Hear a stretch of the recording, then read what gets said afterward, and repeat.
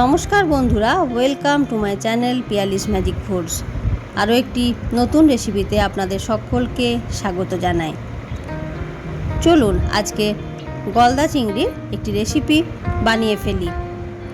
একেবারে অন্য রকমভাবে গলদা চিংড়ির এই রেসিপিটি আজ বানাবো। এটা খেতে কিন্তু খুবই সুস্বাদু হবে। ভিডিওটি শেষ পর্যন্ত দেখার অনুরোধ রইল বন্ধুরা। প্রচুর ইনগ্রেডিয়েন্ট কিন্তু শেষ পর্যন্ত আমি দেব। 600 গ্রাম গলদা চিংড়ি নিয়ে ধুয়ে পরিষ্কার করে নিয়েছি। এরপর এর মধ্যে নুন হলুদ মাখিয়ে 10 মিনিটের মতো রেখে দিলাম। এদিকে একটি ফ্রাইং প্যানের মধ্যে দিয়ে দিলাম 2 টেবিল চামচের মতো সর্ষের তেল। সর্ষের তেলেই রান্নাটা কিন্তু ভালো হবে। এরপর একে একে নুন হলুদ মাখিয়ে রাখা গলদা চিংড়িগুলো দিয়ে দিলাম। অল্প অল্প করে 2 পিঠ ভেজে তুলে রাখছি। একইভাবে বাকি মাছগুলোকেও দিয়ে দিলাম।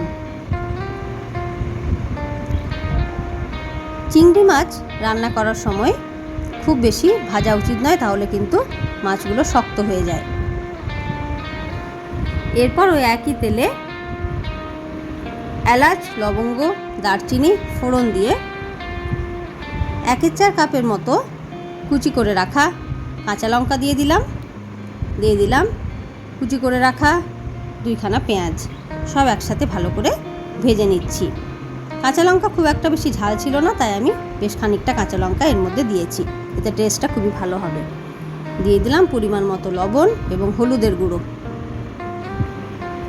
এরপর একে একে ধনে গুঁড়ো, জিরে গুঁড়ো, কাশ্মীরি লাল লঙ্কার গুঁড়ো সব দিয়ে দিচ্ছি।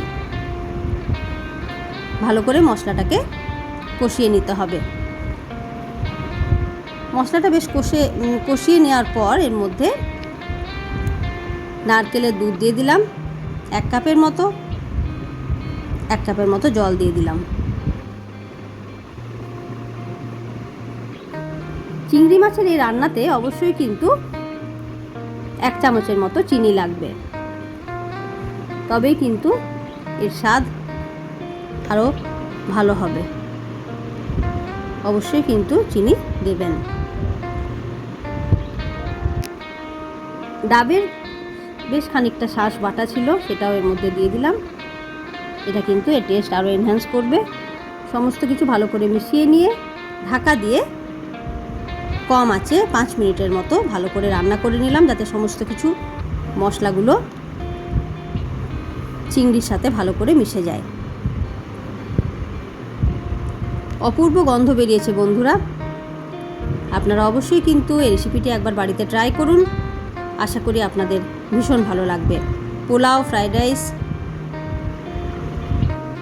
গরম সাদা ভাত, যে কোনো কিছুর সাথে কিন্তু এই রেসিপিটি যায়।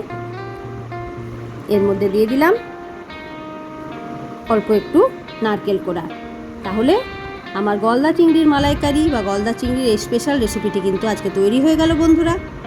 কেমন লাগলো অবশ্যই জানাবেন, এবং যদি আমার রেসিপি ভালো লেগে থাকে তাহলে লাইক, শেয়ার এবং ছোট্ট একটি কমেন্ট করতে ভুলবেন না বন্ধুরা। আজকে তাহলে এই পর্যন্তই। আবার চলে আসবো নতুন কোনো রেসিপি নিয়ে। ততক্ষণ পর্যন্ত ধন্যবাদ জানাই।